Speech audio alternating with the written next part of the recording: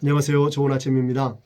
오늘은 출애굽기 4장 1절로 9절의 말씀 가지고 함께 은혜 나누고 생각해 보기를 원합니다. 하나님께서 이스라엘 백성들을 구원하기 원하셔서 모세를 애굽 땅에 보내시기를 원하십니다. 그런데 모세는 이런저런 핑계를 대며 계속 그 하나님의 말씀을 거절하고 있는 장면입니다. 특별히 오늘 말씀에 보면 모세가 이렇게 말합니다. 하나님, 아무리 하나님께서 저를 그 땅에 보내시고 그 사람들에게 보내셔도 그들이 믿지 않으면 어떻게 합니까? 이스라엘 백성들은, 그 히브리 백성들은 애굽 땅에서 수백 년 동안 고난과 어려움의 세월을 보내고 있었습니다. 비록 그들은 조상들에게서 하나님에 대해서 듣기는 했지만 그 하나님을 알고는 있었지만 정말 믿기가 쉽지 않았던 것이죠. 마치 교회를 다녀본 사람들이 불신자들보다 전도하기가 더 어려운 것과 같은 이치인 것 같습니다. 그런 상황에서 모세가 그들에게 나아가서 하나님의 말을 전해야만 했습니다. 그래서 하나님은 모세를 그냥 보내시지 않고 기적을 보여주십니다. 네가 가지고 있는 것이 무엇이냐? 지팡이입니다. 지팡이를 던져봐라. 그랬더니 뱀이 됩니다. 왜 하필 뱀이 되는 그런 기적을 보여주셨을까요? 당시 애굽 왕 바로의 머리 위에는 뱀 장식이 있었습니다. 즉 애굽의 최고의 신인 코브라 뱀이었습니다. 애굽의 신인 뱀을 잡는 것, 그 말은 곧 애굽의 신은 아무것도 아니라는 것을 상징하는 것이겠죠. 그 뱀이 된 지팡이를 하나님께서 잡으라고 말하는데 머리가 아니라 꼬리부터 잡으라고 말합니다. 뱀을 잡는 것을 보신 분들은 아실 겁니다. 뱀은 머리를 쳐서 잡지 꼬리를 잡는 게 아닙니다. 꼬리를 잡으려 하다가는 뱀에게 물려서 그 독에 죽을 수도 있기 때문입니다. 그런데 하나님은 꼬리부터 잡으라고 말합니다. 그걸 통해서 하나님께서 함께 하실 때 보호해 주시고 하나님께서 그들 가운데 기적으로 그들을 이끌어 주시겠다는 하나의 상징적인 기적이죠.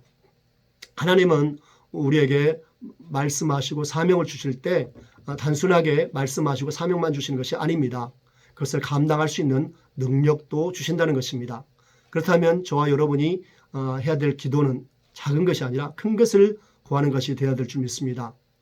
큰 사명을 구할 때 하나님께서 그 일을 이루기 위해서 큰 능력도 주시기 때문입니다. 그 큰 능력이 올 때 우리는 풍성함과 더 큰 은혜를 누리게 되기 때문인 것입니다. 큰 사명과 하나님의 큰 일들을 구하는 저와 여러분 되시기를 원합니다. 그리고 하나님께서는 두 번째 또 표적을 보여주십니다. 손을 품속에 넣어보라고 말합니다.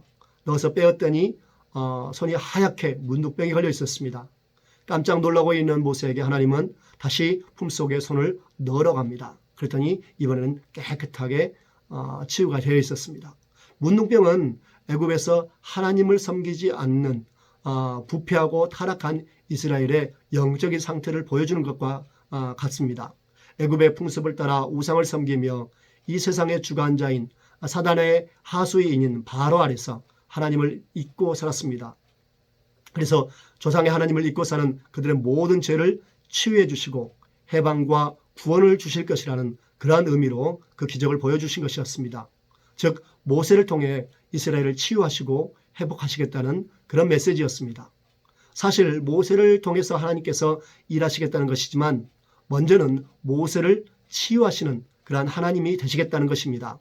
모세 안에도 절망이 있었고 쓴뿌리가 있었습니다. 마음에 정말 깊은 절망과 아픔이 있었습니다. 그 모든 것까지 다 치유해 주시겠다는 그런 뜻이었습니다. 하나님은 저와 여러분, 우리 마음의 환경의 모든 아픔들을 치유하실 수 있는 분이십니다. 우리 삶의 고난과 저주까지라도 치유하시고 회복시켜 줄 수 있는 그런 능력의 하나님이십니다. 우리 그 능력의 하나님이 저와 여러분의 하나님인 것을 오늘 또 믿음으로 선포하는 순간순간 되시기 바랍니다.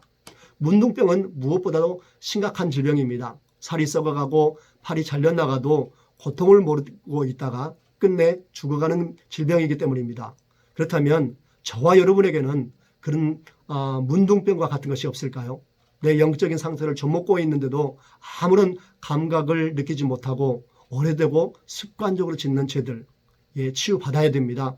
회복되어야 됩니다. 우리 하나님 앞에 나아가면 우리 하나님은 능히 그 모든 것을 치유하시고 회복시켜 주실 수 있는 그런 하나님이십니다. 교회 안에는 그러면 아무런 질병이 없을까요? 특별히 건강하다, 나는 아무런 문제 없다라고 말하는 사람들, 사실은 내가 옳고 상대가 틀렸다고 말하는 그러한 사람들일 수 있습니다. 정말 그런 사람들은 다루기가 쉽지 않습니다.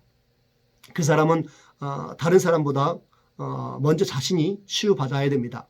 내가 병든 것을 아는 사람일수록 복음의 마음이 쉽게 열립니다. 말씀에 쉽게 마음의 문이 열려지게 됩니다. 어려움에 처해 있는 사람에게는 손을 내밀기만 해도 마음이 열리고 손을 잡는 경우가 많기 때문입니다. 즉 마른 장작부터 불을 붙여야 한다는 그런 원리입니다.